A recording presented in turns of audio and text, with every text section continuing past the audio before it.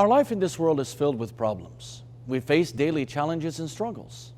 And it really doesn't matter where we go, these troubles and hardships confront us, causing us to have fear and anxiety. There are even times when problems become so severe that others feel helpless and miserable. Well, in the face of such problems, it is but natural for people to seek for a solution.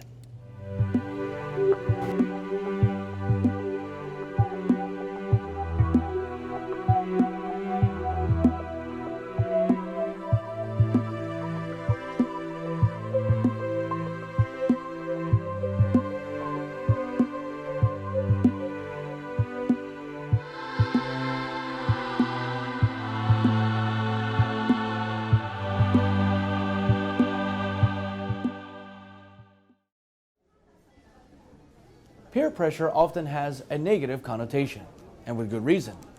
Peer pressure from friends, loved ones, and even vocal advocates of various social groups can influence people from doing what is right to doing what is wrong. Drug and alcohol abuse, gang involvement, bullying, sexual immorality, vandalism, racism, and acts of violence are just a few of the disturbing outcomes of negative effects of peer pressure.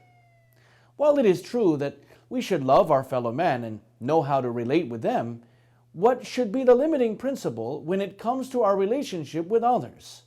This is what the Bible admonishes in Exodus 23:2. Do not follow the crowd in doing wrong.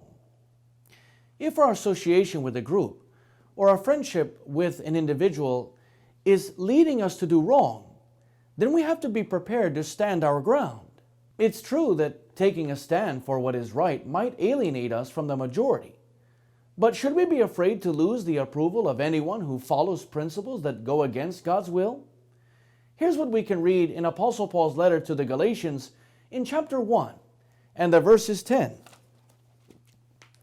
Am I now trying to win the approval of human beings or of God? Or am I trying to please people? If I were still trying to please people, I would not be a servant of Christ. People often succumb to negative peer pressure in an attempt to find happiness or gain social acceptance.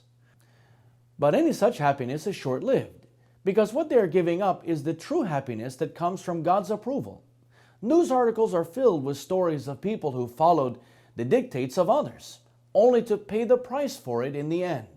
However, high-risk groups that often fall victim to bad influences, such as children from broken homes, are not the only ones who are in danger of being pressured to conform to objectable standards.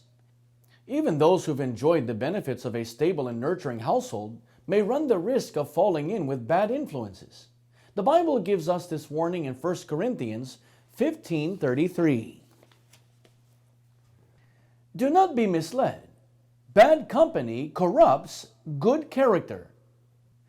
Even the most well-intentioned individual can be led astray by those with bad character. As the saying goes, tell me who your friends are, and I'll tell you who you are.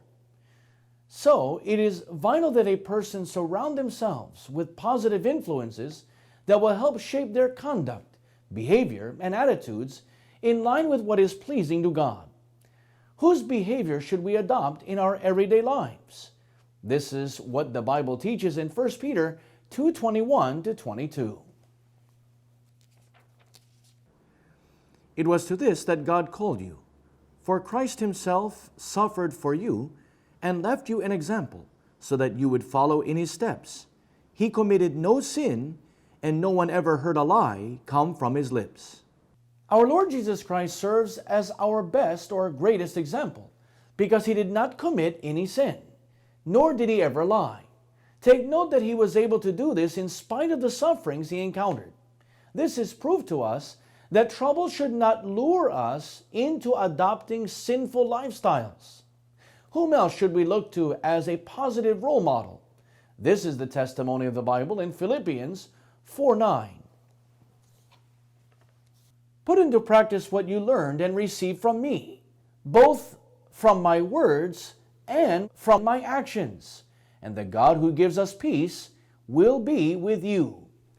The Apostle Paul, who along with the other apostles administered the early Christians, also encouraged us to pattern our lives after the example that He gave through His teaching and His actions.